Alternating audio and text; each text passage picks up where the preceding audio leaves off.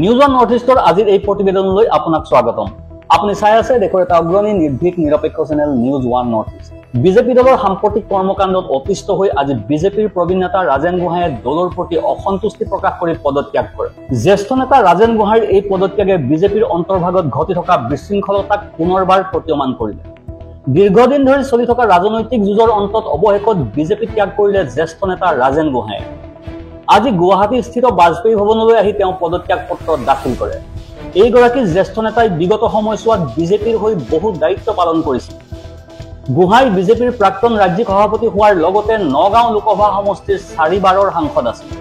প্ৰধানমন্ত্ৰী নৰেন্দ্ৰ মোদী চৰকাৰৰ প্ৰথমটো কাৰ্যকালত গোহাঁই আছিল ৰাজ্যিক ৰেল মন্ত্ৰী। অৱশ্যে গোহাঁইৰ এই পদত্যাগ বেছি আকস্মিক নহয়, কিয়নো বিগত বৰ্ষৰ পৰা গোহাঁয়ে ইয়াৰ ইংগিত দি আহিছিল। জ্যেষ্ঠ নেতাগৰাকীয়ে বিজেপিৰ বিৰুদ্ধে বহু অভিযোগ উত্থাপন কৰিছিল। বিজেপিত তেওঁ উপেক্ষিত হ'বলগীয়া হোৱা বুলিও অভিযোগ কৰিছিল। এক সভা সম্বোধন কৰি ৰাজেন গোহাঁয়ে কৈছিল, লাহে লাহে বিজেপিত অন্যায় অবিচাৰ বৃদ্ধি পাব ধৰিছে। আমি এলাগী হলো, বহু পৰিকল্পনা কৰি পুৰণি নেতা কৰ্মীৰ অস্তিত্ব নোহোৱা কৰাৰ চেষ্টা কৰিছিল। এই পৰিকল্পনাৰ পৰিণামস্বৰূপে মই সাংসদ টিকটৰ পৰা বঞ্চিত হলো। কেৱল মোৰ লগতে এনে হোৱা নাই, বিজেপিৰ প্ৰায়ভাগ পুৰণি কৰ্মীৰ লগত এনে হৈছে।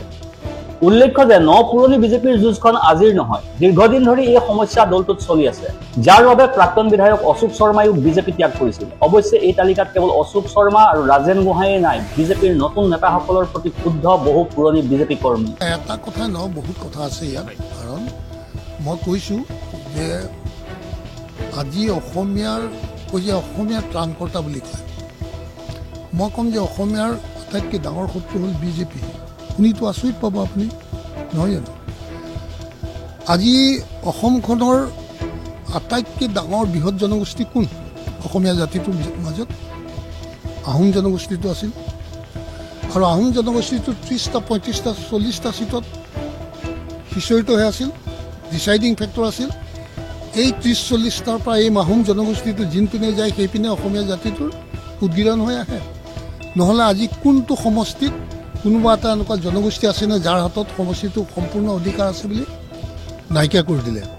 জনগোষ্ঠীয় কোনো এটা জনগোষ্ঠী কোনো এটা সমষ্টিৰ ওপৰত আজি অধিকাৰ নাই।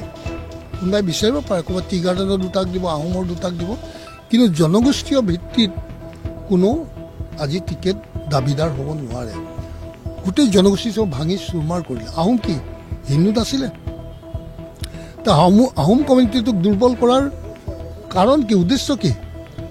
যে তেওঁলোকক দুৰ্বল কৰি দিলে কোনো আজি তেওঁলোকৰ হাতত মানে যিটো পলিটিকেল হেৰি থাকিব লাগে সেই বস্তুটো নাইকিয়া কৰি দিলে। আজি অসমীয়া ক'ত আছে? কোনটো জনগোষ্ঠী আজি প্ৰভাৱশালী জনগোষ্ঠী আছে অসমত? কোনে কৰিছে? অশোক সিংহল। তেনেকুৱা অশোক সিংহল আজি অসমৰ যিকোনো সমষ্টিত খাৰা হ'ব পাৰে, কিন্তু কোনো জনগোষ্ঠীৰ ওপৰত কাৰো ওপৰত অধিকাৰ নাই। আৰু বহুত জনগোষ্ঠীক দেখিছোঁ বেংগলী সমাজক বেংগলী হিচাপে দি দিছে। কিয়? লামনি সমষ্টিটোৰ লগততো অসমীয়া এটা জনগোষ্ঠী আছিলে, য'ত 30-40 হাজাৰ ভোট আছিল। সেইখিনি 30-40 হাজাৰ ভোট টুকুৰা টুকুৰি কৰি 3 জেগাত ভগাই দি পেলাই আৰু এটা সম্পূৰ্ণ বেংগলী ব্লক তাত লগাই দি সেইটো বেংগলী 90% 95% মেজৰিটি কৰি পেলাই কিয় বনাই দিলে? ক'ত অসমীয়াক তুমি স্থান দিছা? অসমীয়াকটো নিথৰুৱা কৰি গৈ আছা। এনেকুৱা বহুত হেৰি আছে, উদাহৰণ আছে, মই এতিয়া নকওঁ, পাছত ক'ম। ইয়াৰ পূৰ্বে ৰাজেন গোহাঁয়ে ভাৰতীয় খাদ্য আৰু অসামৰিক যোগান নিগমৰ অধ্যক্ষ পদ ত্যাগ কৰিছিল। বিগত মাহকেইটাত ৰাজেন গোহাঁয়ে বিশেষ একো মন্তব্য প্ৰদান কৰা নাছিল যদিও আজি তেওঁ বিজেপিত ত্যাগ কৰে। 2026 চনৰ বিধানসভা নিৰ্বাচনৰ পূৰ্বে ৰাজ্যৰ ৰাজনৈতিক প্ৰেক্ষাপট প্ৰায় সলনি হৈ পৰিছে। প্ৰতিটো দলে নিজৰ শিপা মজবুত কৰাৰ চেষ্টা কৰিছে যদিও সময়ে সময়ে প্ৰত্যাহ্বানো আহিছে। বিজেপিৰ আগতো যেন নিতৌ প্ৰত্যাহ্বান। গতিকে এই সকলোবোৰৰ হৈ দলটোৱে কেনেকৈ মোকাবিলা কৰে সেয়া সময়তহে হ'ব লক্ষণীয়। Bureau' report, news one north east.